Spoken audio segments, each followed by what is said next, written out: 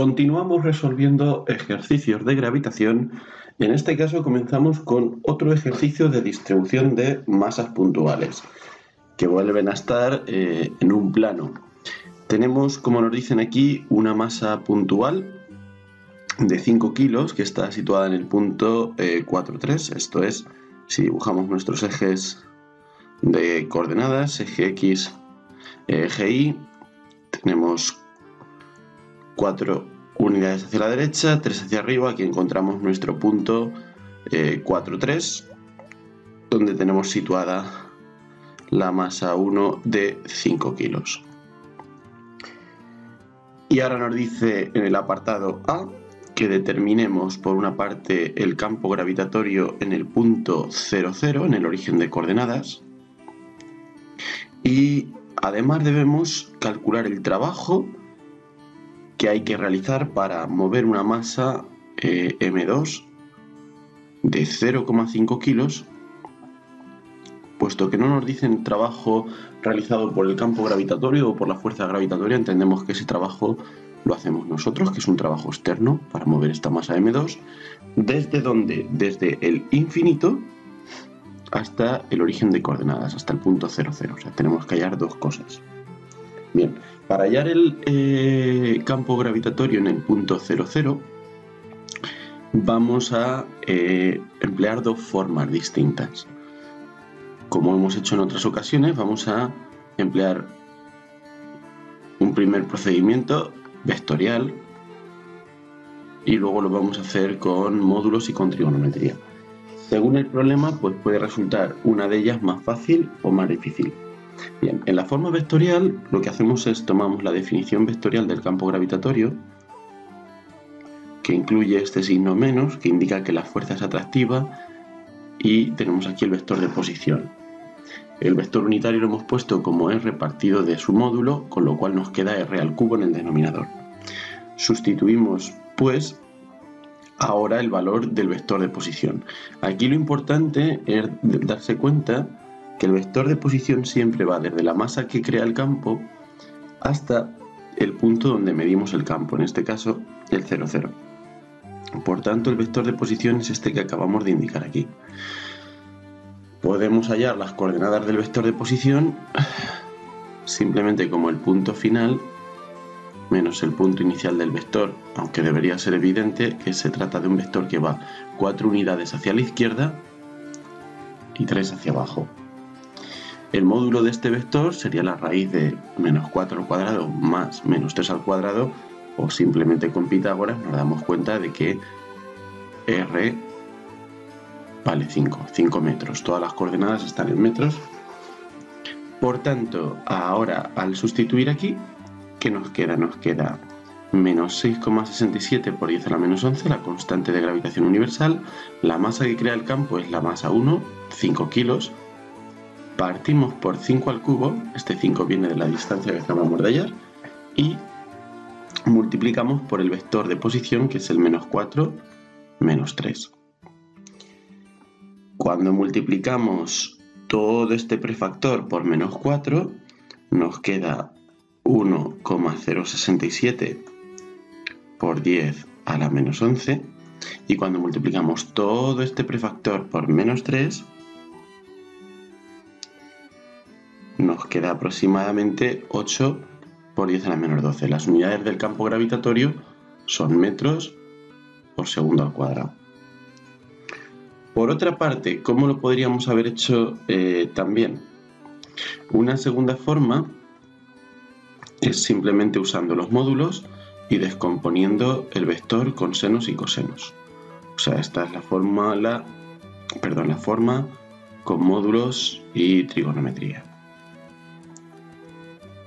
En este caso hallamos el módulo del campo gravitatorio, que ya no tiene un menos, el módulo siempre debe ser algo positivo, y directamente en el denominador tenemos R al cuadrado.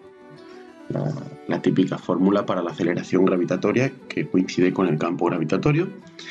Sustituimos, nos quedará 6,67 por 10 a la menos 11, lo multiplicamos por 5 y dividimos por 5 al cuadrado, y en este caso nos queda 1,067 334 por 10 a la menos 11 metros por segundo al cuadrado. Ahora, al hacerlo con módulos y trigonometría, la dirección del vector campo gravitatorio la debemos pensar. El campo gravitatorio en este punto de aquí irá en la dirección en la que iría la fuerza que experimentaría una masa que colocásemos en este punto. Si colocásemos aquí una masa, automáticamente se iría hacia la otra. Vemos claramente que tiene la dirección opuesta al vector R, es por eso este menos que aparece en la definición del campo gravitatorio. Por tanto, G va hacia la derecha y hacia arriba, es decir, tanto las componentes X como Y van a ser positivas cuando cojamos la G y la descompongamos en una componente X y en una componente Y. Vamos a tener para ello, si nos damos cuenta, este triángulo que forman este punto, este y este de aquí, que tiene de base 4, de altura 3 y de hipotenusa, como hemos visto, 5. Por tanto, tomando el ángulo, que es el ángulo con el eje X, la componente X va a ser igual al módulo por el coseno y la componente Y del campo gravitatorio va a ser igual a su módulo por el seno.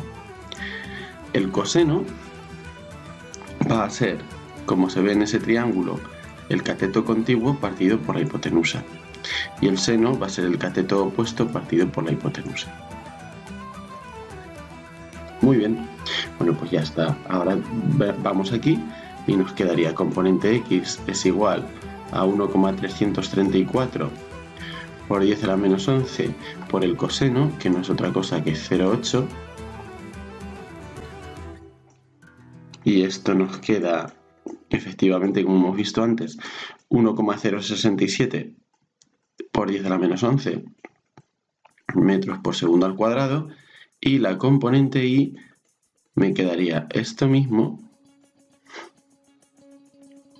multiplicado por 0,6, y esto es igual a 8,004 por 10 a la menos 12 metros por segundo al cuadrado. Bueno, pues con cualquiera de estas dos formas hemos hallado el campo gravitatorio, que tendrá esta expresión de aquí. Ahora vamos a calcular el trabajo. Calcular el trabajo es más sencillo porque no tenemos que trabajar con vectores, simplemente con potenciales. Lo vamos a hacer aquí abajo. El trabajo externo para mover esta masa M2 desde el infinito hasta el 0,0 va a ser igual al valor de la masa que movemos por el potencial en el punto de llegada, que es el 0,0, menos el potencial en el infinito. Recordemos que la definición de potencial como energía potencial partido por masa es igual a menos G por la masa que está creando el campo. En caso de que haya solo una, si hubiera varias masas que crean campo, tenemos que sumar los potenciales debidas a cada una de ellas, partido por la distancia que hay desde la masa que crea el campo hasta el punto donde medimos el potencial. Por tanto, el potencial en el infinito va a ser 0, porque la distancia que hay desde el infinito hasta la masa que crea el campo, en este caso M1, es infinito, y algo entre infinito da 0. Por otra parte, el potencial en el punto 0,0 pues va a ser igual a menos G, que es 6,67 por 10 a la menos 11. La masa que crea el campo vale 5. Y ahora la R que tenemos en el denominador es la distancia que hay desde este punto, desde la masa al punto 0,0 donde evaluamos el potencial. O sea que también es 5, y por tanto el potencial nos queda en este caso menos 6,67 por 10 a la menos 11 julios partido por kilo. Son las unidades del potencial gravitatorio. Bueno, pues ya podemos sustituir. Esto hemos dicho que se va y nos queda simplemente la masa 2, que eran 0,5 kilos, por menos 6,67 por 10 a la menos 11. Y esto nos da menos 3,335 por 10 a la menos 11 julios. El trabajo, como la energía, en julios. Nos sale negativo porque no tenemos que hacer ningún tipo de esfuerzo, digamos, positivo para acercar la masa desde el infinito hasta aquí, porque la masa se viene espontáneamente a estar cerca de la otra. Más bien lo que debemos hacer es frenarla para que quede aquí con energía cinética nula.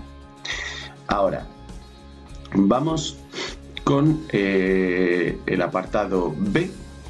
En el apartado B se nos dice que situadas las masas M1 y M2 en las posiciones anteriores, esto es la masa 1 donde está y la masa 2 se sobreentiende que se ha quedado en el 0, 0, ¿a qué distancia del origen de coordenadas el campo gravitatorio es nulo? La situación de la que estamos hablando, por tanto, es la siguiente. La masa 2 está aquí, en el 0, 0, y la masa 1 está en el 4, 3. Y queremos que el campo gravitatorio total sea 0. El campo gravitatorio total en cualquier punto va a ser el que cree la masa 1 más el que cree la masa 2. Si esto es 0, significa que G1 tiene que ser igual a menos G2. Esto quiere decir tres cosas. Quiere decir que G1 y G2 han de tener la misma dirección, pero de acuerdo con ese menos tienen que tener sentido contrario, y además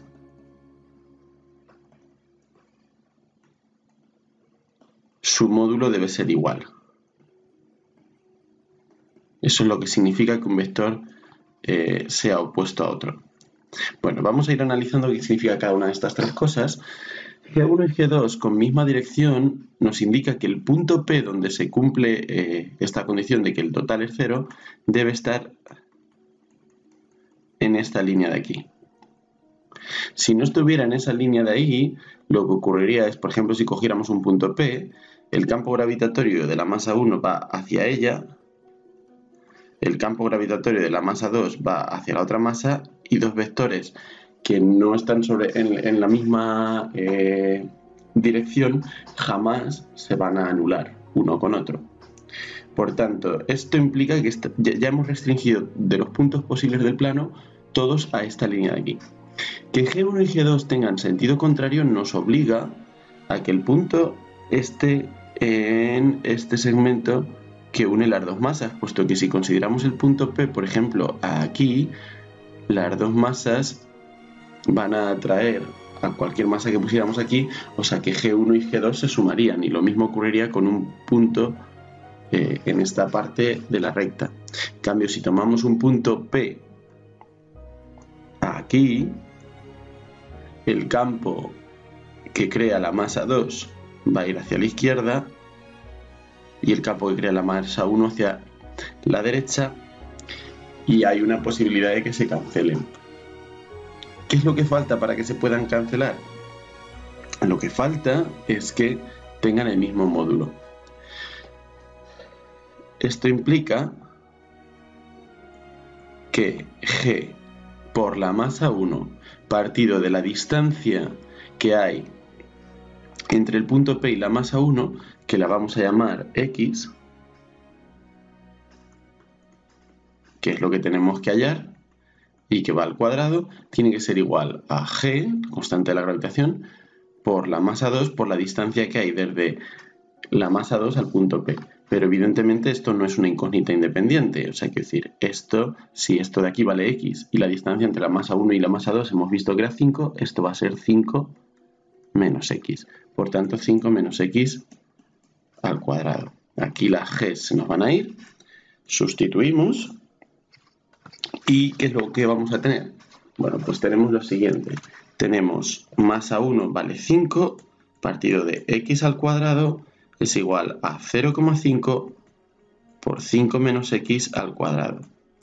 Nos llevamos arriba las incógnitas que están en el denominador, pasa multiplicando al otro lado, Aquí podríamos proceder de muchas maneras. En general vamos a intentar evitar las identidades notables y vamos a sacar raíces al lado y lado, aunque haya que hacer eso con cuidado. Una manera en la que podemos proceder es pasar el 0,5 dividiendo al otro lado. Me quedaría 5 entre 0,5, me quedaría 10. Multiplicando a 5 menos x al cuadrado, esto me queda igual a x al cuadrado. Ahora sacaría raíces al lado y lado y me quedaría la raíz de 10 por la raíz de 5 menos x al cuadrado, que me queda 5 menos x, y la raíz de x al cuadrado es x. Aplico propiedad distributiva, me queda 5 raíz de 10 menos raíz de 10 x es igual a x. Y por tanto, también podríamos trabajar con decimales. Paso las x a este lado, me quedaría una x más raíz de 10x. Puedo sacar factor común, 1 más raíz de 10 y pasarlo dividiendo.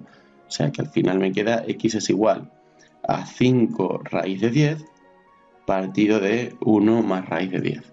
Si tenemos problemas con estos cálculos, simplemente trabajamos con decimales y ya está. Y esto queda aproximadamente 3,8 metros. Esto quiere decir que esta distancia de aquí es de 3,8 metros, la otra distancia, esta de aquí, va a ser 1,2 metros. Evidentemente el punto donde el campo se anula está más cerca de la masa 2 porque esta puede tirar con menos fuerza al tener menos masa.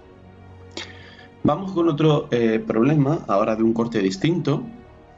Un problema de órbitas circulares. Me dice que tenemos un sistema formado por una estrella y un planeta, un sistema habitual, donde el planeta gira alrededor de la estrella siguiendo una órbita circular, con un periodo de 210 días. O sea que lo vamos a convertir rápidamente a segundos. Tenemos aquí 210 días. Esto son 210 por 24 y por 3600, 1,814 por 10 a la 7 segundos. Vale, y nos dice que el planeta tiene una masa, el planeta va a ser la masa pequeña, la que gira, igual a 5 por 10 a la menos 6, esto es mucho menor que la estrella. La masa de la estrella, de hecho, nos la dan. La masa de la estrella nos la dan en los datos, es 1,3 por 10 a la 30 kilos. Y bueno, pues de aquí podríamos sacar la masa del planeta. 5 por 10 a la menos 6 por 1,3 por 10 a la 30, que nos queda 6,5 por 10 a la 24 kilos. Una masa parecida a la de la Tierra. También tenemos la constante de gravitación universal que nos la dan como dato. Bueno, pues en el apartado A se nos pide el radio de la órbita del planeta. Recordemos que siempre que trabajemos con órbitas circulares podremos emplear las siguientes fórmulas. La AR2 para la velocidad orbital y la tercera ley de Kepler que se deduce de ambas. En este caso, como no tenemos la velocidad orbital, sí que tenemos el periodo, vamos a usar directamente esta de aquí. Despejamos de ella directamente el radio orbital como la raíz cúbica de g por m por t al cuadrado partido de 4pi cuadrado. Sustituimos datos, esto me queda la raíz cúbica de 6,67 por 10 a la menos 11 por la masa, aquí va la masa de la estrella, la masa que crea el campo en el que se mueve el planeta, por el periodo al cuadrado, 1,814 por 10 a la 7, todo al cuadrado, y finalmente partido por 4pi cuadrado. Y el resultado de esto nos da 8,974 por 10 a la 10 metros. Muy bien, ahora en el apartado B, todo esto era el apartado A, se nos pide el vector campo gravitatorio total en un punto entre la estrella y el planeta que dista 4,6 por 10 a la 5 kilómetros del centro del planeta. O sea, la situación es la siguiente. Tenemos aquí la estrella, la masa que hemos denominado como M mayúscula, y el planeta. La distancia entre ambos, entre los centros de ambos, porque podemos despreciar los radios en comparación con su distancia, es de 8,974 por 10 a la 10 metros. Ahora, nos dicen que el punto P va a estar aquí, a una distancia del centro del planeta igual a 4,6 por 10 a la 8 metros, y haciendo la resta vemos que el punto P, restamos esto con esto, nos da que está a una distancia muy superior, 8,928 por 10 a la 10 metros. Bien, al estar mucho más cerca del planeta que de la estrella, no podemos despreciar el campo gravitatorio que crea el planeta con respecto a la estrella, aunque su masa sea mucho mayor. Entonces, el campo gravitatorio total va a ser el campo que cree la estrella más el que crea el planeta. Puesto así, ¿hacia dónde va a ir cada uno de ellos? Bueno, pues el campo que crea el planeta va a ir hacia acá, y el campo que crea la estrella va a ir hacia acá. Van a tener sentidos opuestos, y como están, tal como lo hemos dibujado, en la misma línea, es un problema unidimensional. No vamos a trabajar ni mucho menos con vectores. Simplemente vamos a trabajar con el hecho de que, como van en sentidos contrarios, sus módulos se van a restar. Esto es, el campo gravitatorio total va a ser el campo del planeta, que tira hacia la derecha positivo, menos el campo que crea la estrella, que como a la izquierda lo ponemos negativo. Esto va a ser G por la masa del planeta, que es la M minúscula, partido de esta distancia que había hasta el planeta al cuadrado, menos G por la masa de la estrella, partida por la distancia que había hasta la estrella al cuadrado. O sea, lo que hemos puesto como distancia, esto es lo que llamamos distancia al planeta, y esto es lo que hemos llamado distancia a la estrella, este número de aquí. Bueno, pues ya simplemente tenemos que sustituir datos, podemos sacar la G, factor común, y entonces nos quedaría masa del planeta 6,5 por 10 a la 24, partido de 4,6 por 10 a la 8 al cuadrado, menos 1,3 por 10 a la 30, la masa de la estrella, partido por 8,928 por 10 a la 10 al cuadrado. Y esto nos da menos 8,829 por 10 a la menos 3 metros por segundo al cuadrado. Este signo menos lo que me indica es que vectorialmente, tal como he elegido el eje de coordenadas, si lo pongo como vector, esto va en la dirección negativa de las X. Esto es que puedo poner el vector así. Digamos que ganaría la estrella con respecto al planeta, tiraría más, aunque es verdad que el valor de la aceleración gravitatoria en ese punto será muy pequeño porque estaría muy lejos del planeta y bastante lejos también de la estrella.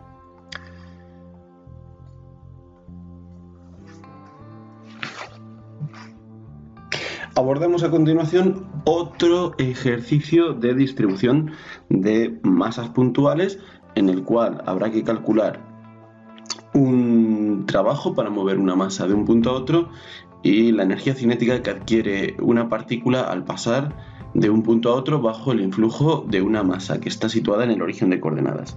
O sea, tenemos una masa de 50 kilos situada en el 0, 0. Como no vamos a tener que calcular en este caso el campo gravitatorio, no hay vectores, no va a hacer falta realmente que hagamos aquí un dibujo, se puede hacer perfectamente. Y vamos a ver, apartado A, nos pide el trabajo, que si no nos indica lo contrario es el trabajo externo, para mover una masa 1 de 2 kilos desde el punto 1 0, 0 al punto 3, 4, 0. Parece un problema en 3 dimensiones, pero en realidad todos los puntos que nos piden la tercera coordenada es 0. O sea, son puntos del plano XY. O sea, que realmente el problema es completamente dos-dimensional, como los anteriores. Pero bueno, si fuera en 3 dimensiones no pasaría absolutamente nada. Esto es igual al valor de la masa que estamos moviendo por el potencial en el punto de llegada menos el potencial gravitatorio en el punto de partida. ¿A qué distancia se encuentra cada uno de estos puntos del origen de coordenadas? Que si lo ponemos en 3 dimensiones no sería el 0, 0, sino sería el 0, 0, 0. Bueno, pues la distancia entre dos puntos, ¿vale? Es Pitágoras, entre dos puntos P1 y P2, pues es la diferencia en las coordenadas x al cuadrado más la diferencia en las coordenadas y al cuadrado, y aquí en este caso hay que añadir la diferencia entre las coordenadas z al cuadrado y sacamos la raíz. En este caso lo que nos queda es bueno, simplemente la raíz de 3 menos 0 al cuadrado, que es 3 al cuadrado, más 4 menos 0 al cuadrado, que es 4 al cuadrado. O sea, es el punto 3, 4 que está a una distancia de 5 metros del origen, ¿vale? Y este punto pues nos sale que está a una distancia simplemente de 1 metro del origen. Vamos a dibujarlo para que quede más claro. O sea, este es el punto 0, 0. El punto 3, 4 es simplemente este de aquí, y esta distancia de aquí va a ser 5 por Pitágoras, y el punto 1, 0 es este de aquí, que está a una distancia de 1 del origen, y no hace falta el eje z porque siempre la z va a ser 0. Bueno, pues una vez que sabemos las distancias, ahora calcular los potenciales en esos puntos está tirado, porque simplemente aplicar la definición, es un escalar. O sea, solo hay que sustituir menos g por la masa que crea el campo partido por la distancia que hay desde la masa al punto en cuestión. La masa está aquí, recordemos, en el 0, 0. Pues esto es menos 6,67 por 10 a la menos 11. La masa que crea el campo hemos dicho que es de 50 kilos. Y la distancia entre el origen de coordenadas donde está la masa y el punto 3, 4 es 5. Y esto nos queda menos 6,67 por 10 a la menos 10 julios partido por kilo. Del mismo modo, el potencial en el punto 1, 0, 0 va a ser menos g por m partido por r. La parte de arriba va a ser exactamente la misma, solo que ahora la distancia, en vez de ser 5 metros, va a ser simplemente 1 metro. Y esto hace que nos quede menos 3 con 335 por 10 a la menos 9 julios por kilo. Por tanto, el trabajo externo para mover la masa 1 desde el punto 1, 0, 0 hasta el punto 3, 4, 0, ¿a qué va a ser igual? Va a ser igual al valor de la masa 1, que era de 2 kilos, multiplicado por el potencial en el punto 3, 4, 0, que es menos 6,67 por 10 a la menos 10, menos el potencial en el punto 1, 0, 0, que como es negativo, menos y menos me va a dar más 3,335 por 10 a la menos 9. ¿Y todo esto que nos queda? Todo esto nos queda 5,336 por 10 a la menos 9 julios.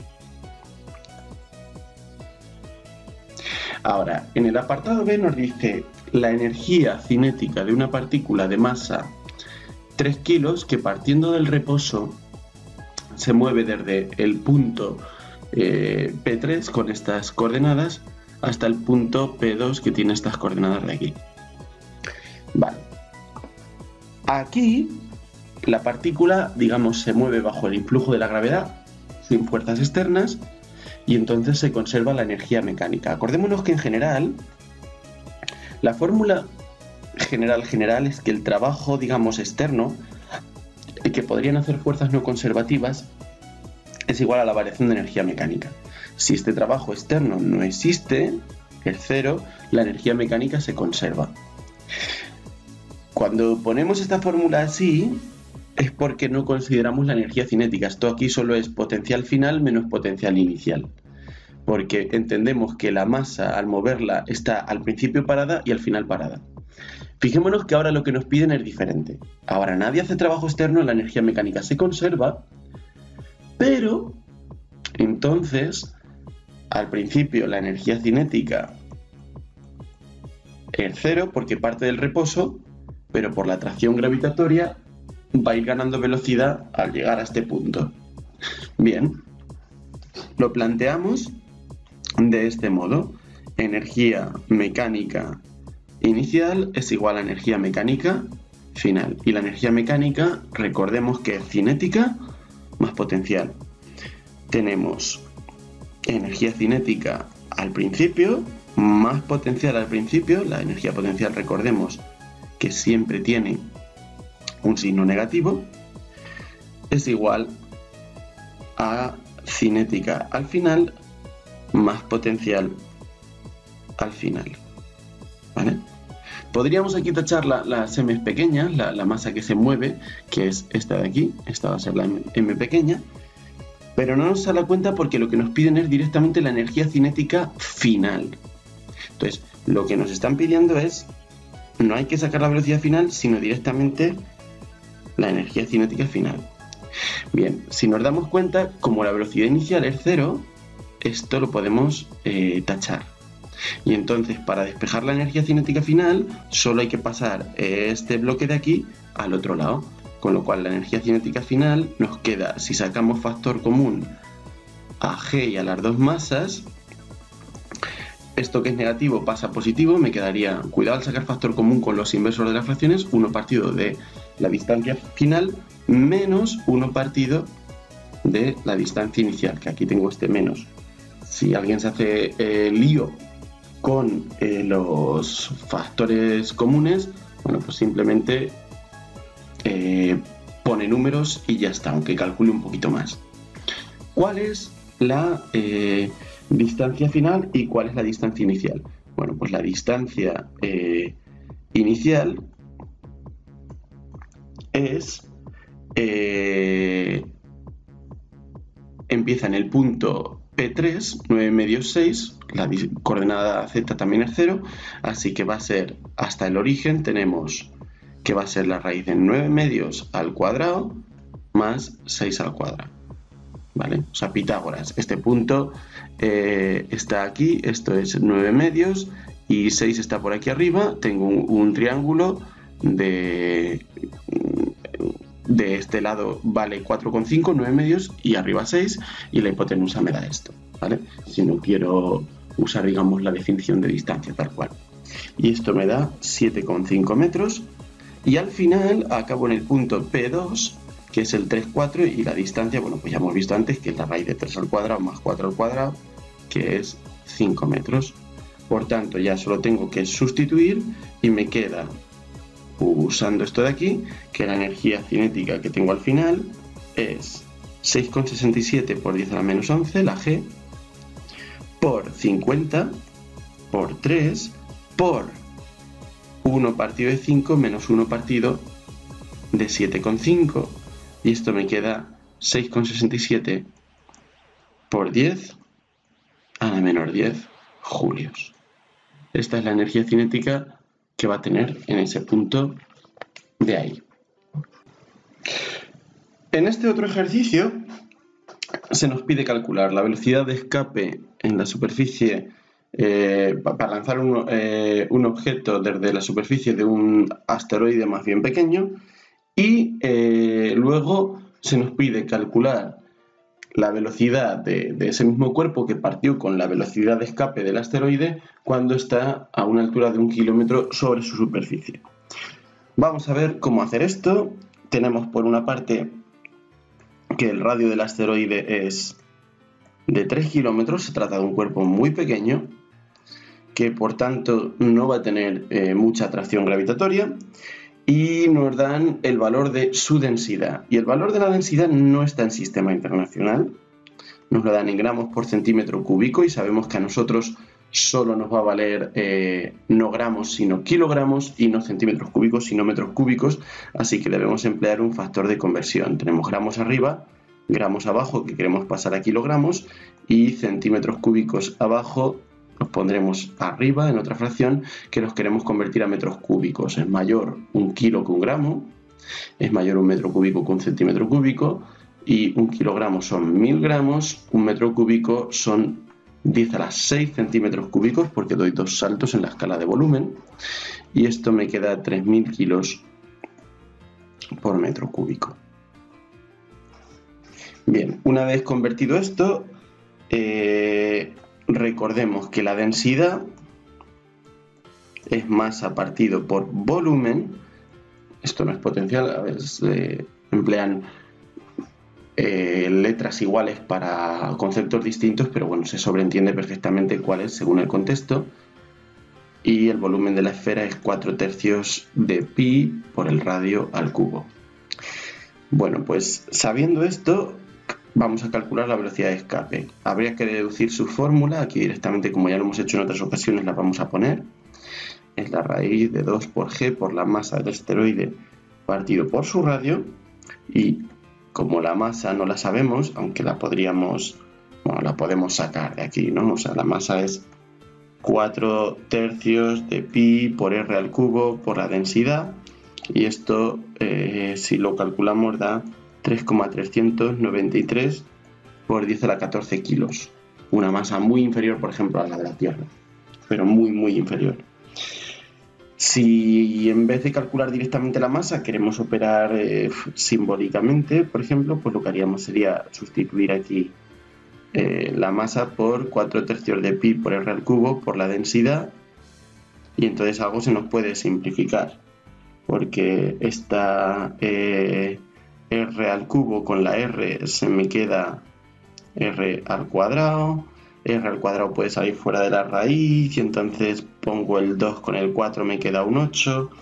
Vamos, me quedaría 8/3 de pi por la constante de Newton por la densidad, y la R la podría sacar fuera.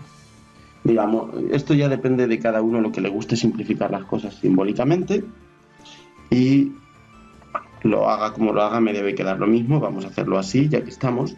Esto me quedaría 8/3 de pi por 6,67 por 10 a la menos 11 multiplicado por 3000, y esto a su vez por el radio, que también son 3000 metros, y nos da 3,884 metros por segundo. O sea, quiere decir básicamente, esto son poco más que 10 kilómetros por hora, que si doy un salto un poco grande, me voy del asteroide para siempre. Me escapo del asteroide forever and ever. Ahora, en el apartado B se nos pide la velocidad de un cuerpo a una altura de 1 kilómetro, como hemos dicho, si parte con esta velocidad.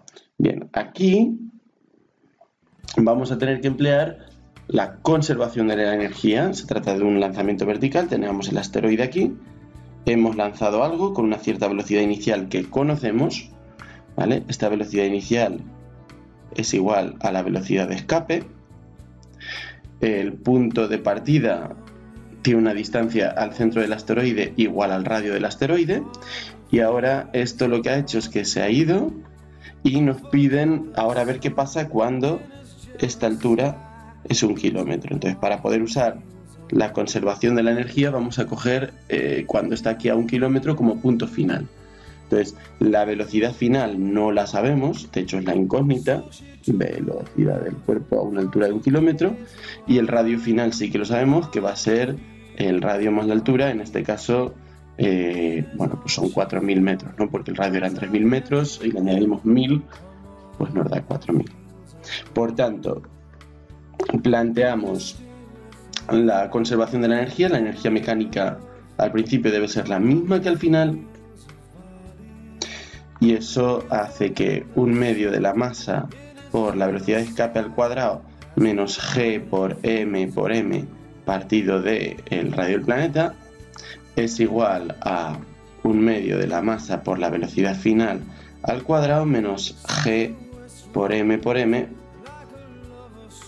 por esa distancia final hasta el centro del asteroide.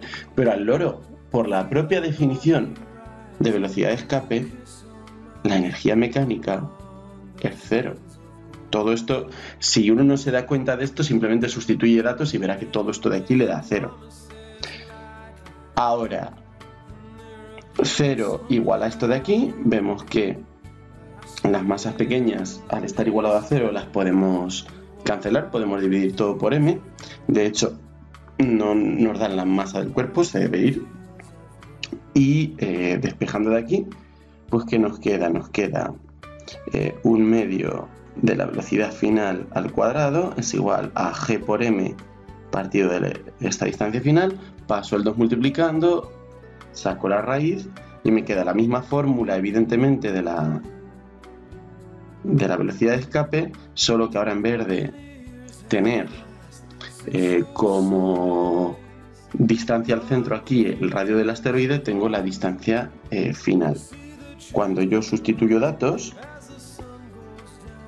tengo 2 por 6,67 por 10 a la menos 11 y esto por 3,393 por 10 a la 14. Y todo partido de esta distancia de 4000 y esto me da 3,364 metros por segundo. Es decir, bajo la acción de la gravedad del asteroide, esto se ha ido frenando. Se irá frenando hasta que llegue al infinito con velocidad igual a 0, porque ha sido lanzado con la velocidad de escape, y ya cuando va por 1 kilómetro de altura va a un poquito menos de lo que salió inicialmente. El ejercicio que consideramos a continuación es un ejercicio bastante fácil, pero que implica que nos acordemos de algo que quizá hace tiempo que vimos, que fue la ley de Hooke. Nos dice que un astronauta utiliza un muelle con una cierta constante elástica de 327 newtons por metro para determinar la aceleración de la gravedad en la Tierra, y lo que hace es ver cuánto se alarga el muelle cuando cuelga de sus extremos una cierta masa cuyo valor conoce, que es de 1 kilo. Entonces, hasta alcanzar el equilibrio. Si yo cuelgo una masa de un muelle, pues acordémonos que para arriba voy a tener la fuerza elástica y para abajo voy a tener la fuerza gravitatoria. El peso, vamos. En el equilibrio, el módulo del ardor debe ser la misma, por lo tanto, K por el alargamiento, la expresión de la fuerza elástica debe ser igual al peso, que en la superficie de un planeta es igual a la masa que cuelgo por el valor de la aceleración de la gravedad en la superficie del planeta. O sea, voy a tener que usar esta fórmula de aquí, que ha aparecido en multitud de ocasiones en cursos anteriores. Bueno, pues, ¿qué nos dice? Nos dice que hace varias medidas, una en la Tierra y otra en Marte, y mide el alargamiento. Tenemos que en la Tierra el alargamiento es de 3 centímetros, o sea, de 0,03 metros, y en Marte este alargamiento es de 0,0113 metros, ¿vale? 1,13 centímetros. Nos pregunta el apartado A que si el astronauta tiene una masa de 90 kilos, determine cuánta masa debe añadirse para que su peso en Marte sea igual al de la Tierra. O sea, la masa es la misma tanto en Marte como en la Tierra, pero el peso no, porque el peso es el valor de la masa que tengo por la gravedad superficial, y la gravedad superficial depende del, que si está de aquí, la G antes, no he puesto que sea superficial, depende del planeta en cuestión. No puedo usar que la aceleración de la gravedad superficial en la Tierra sea 9,8 o 9,81 metros por segundo al cuadrado, aunque me lo sepa, porque no me lo dan entre los datos. Lo tengo que deducir. Y eso pues lo deduzco simplemente con esta ecuación. La aceleración de la gravedad en la superficie terrestre es K por el alargamiento, paso la masa dividiendo, esto me da 327 por 0,03 partido por la masa, que era 1 kilo, y esto me da 9,81 metros por segundo al cuadrado, que esto corrobora que estoy haciendo bien las cosas porque yo sé cuánto me tenía que dar, y en Marte me tiene que dar algo menor, porque es un planeta más pequeño, y de hecho así es, puesto que el alargamiento es menor, eso significa que la aceleración de la gravedad en su superficie es menor, me da 3,695 metros por segundo al cuadrado. Ahora, una vez que sé las gravedades, impongo que el peso en Marte sea el peso de la Tierra. Y eso, sí, el peso en Marte tiene que ser el mismo en la Tierra cuando añado una cierta masa adicional en Marte, si no, no van a poder ser iguales. O sea que a la masa que tengo le añado una cierta masa adicional delta M, y esto multiplicado por la gravedad en Marte tiene que ser igual a la masa sola por la gravedad de la Tierra. Otra manera sería simplemente calcular, quizás así lo podamos ver más fácil. ¿Cuál sería el peso en la Tierra? Bueno, pues el peso en la Tierra sería 90 por 9,81, determinaría el peso en la Tierra, y para que sea igual en Marte divido por la gravedad en Marte, eso me da la masa que tengo que poner en Marte y le resto los 90 kilogramos y saco esta masa adicional, ¿vale? O sea, si no se entiende bien lo que hemos hecho aquí, lo podríamos hacer del otro modo. Y esto, ¿qué me queda despejando? Me queda delta M es igual, m por g, m lo paso al otro lado, factor común, me quedaría, o simplemente hago 90 por 9,81, lo divido por la gravedad en Marte, 3,695, y paso ahora esta m restante. Sea como fuera, nos queda una masa adicional de 148,94 kilos que debemos añadir para que el astronauta pese lo mismo en Marte que en la Tierra. ¿Vale? Si queremos que el astronauta en una superficie de Marte no se sienta como flotando con respecto a la Tierra, que le dé una sensación más parecida a la de este planeta. Ahora, el apartado B nos dice que calculemos la masa de la Tierra suponiendo que sea esférica. Bueno, pues simplemente el valor que acabamos de deducir de la gravedad superficial, puesto que nos dan el radio de la Tierra, sacar la masa la podemos sacar a partir de la fórmula de la gravedad superficial. Simplemente despejamos y la masa de la Tierra va a ser, pues este 9,81 por el radio de la Tierra al cuadrado partido de la constante de gravitación.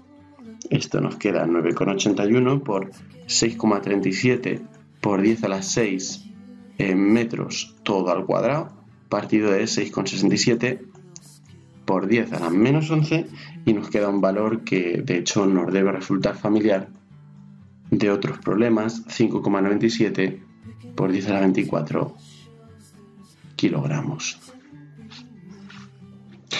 Y para acabar con este vídeo consideramos con un ejercicio donde se trata de ver en qué puntos en un sistema de una estrella y un planeta se anula el potencial gravitatorio y el campo gravitatorio.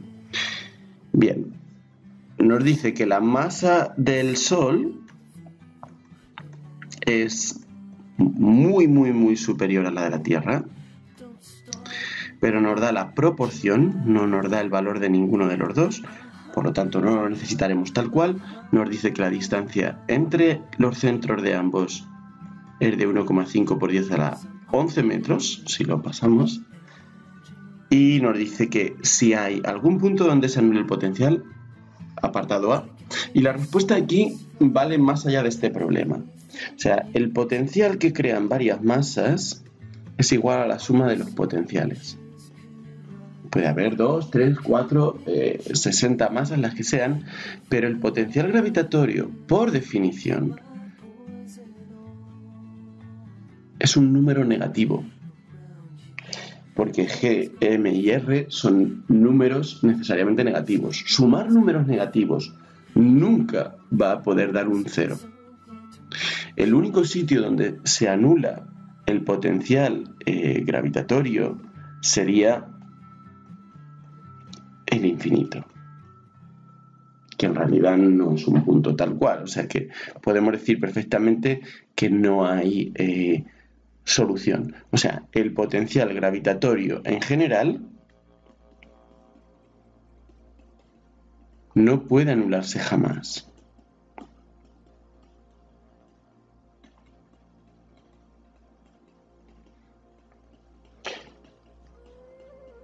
Muy bien. Ahora, en cuanto al campo gravitatorio, que es un vector, la situación es diferente y ya la hemos visto en algún problema anterior. O sea, el campo gravitatorio que crean dos masas se puede anular cuando dichas masas tiran en la misma dirección con el mismo módulo del campo y en sentidos opuestos. Eso puede ocurrir en un punto que esté en la línea que une las dos masas.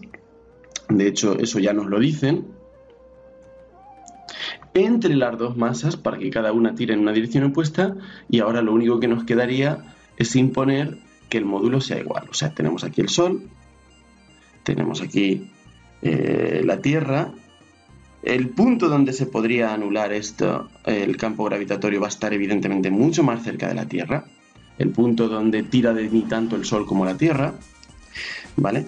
Y vamos a decir que está a una distancia x del centro de la Tierra y por tanto a una distancia r menos x, porque todo esto era r, la distancia entre los centros de los dos, una distancia r menos x del Sol.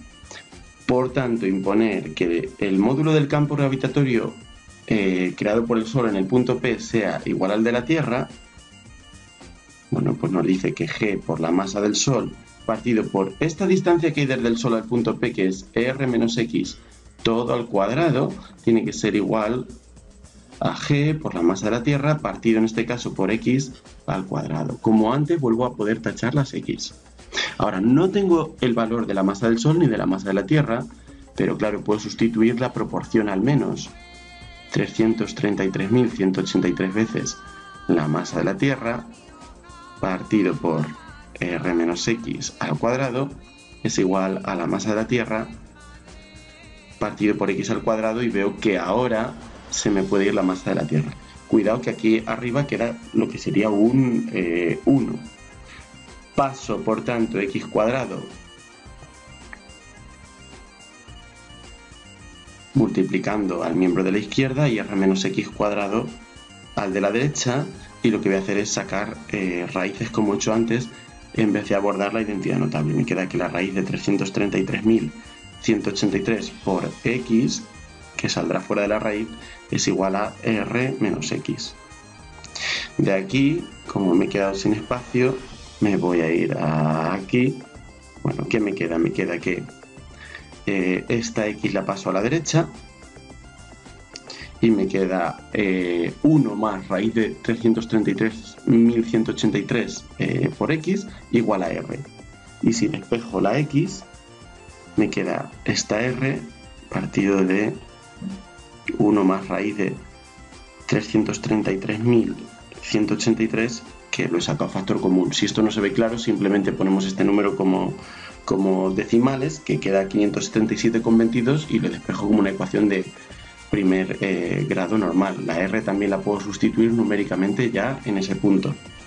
Esto que me queda 1,5 por 10 a la 11 partido de 578,22, y el resultado final es 2,594 por 10 a la 8 metros. Esto me da la distancia al centro de la Tierra. Es, pues eso, unos 259.000 kilómetros del centro de la Tierra.